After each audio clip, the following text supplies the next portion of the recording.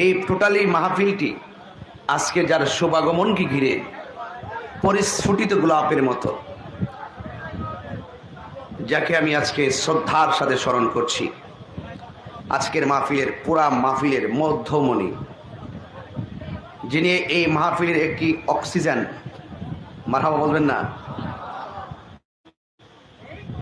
আলহাজ doctor মুফতি মোহাম্মদ ইমাম M A Ashraf Alimullah Siddiqui হুজুর মুদ্দাজিল্লাহ আলী, তিনি এই গোটাই মাহফিলটির সদারত করছেন।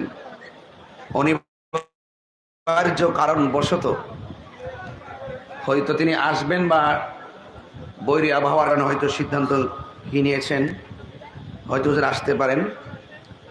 আমি হুজুরকে শ্রদ্ধার সাথে স্মরণ করছি। আল্লাহ পাক যেন হুজুরের হায়াতের মধ্যে বরকত দান করে, বলুন আমিন। আরো বড় করে বলুন আমিন। ভাইরা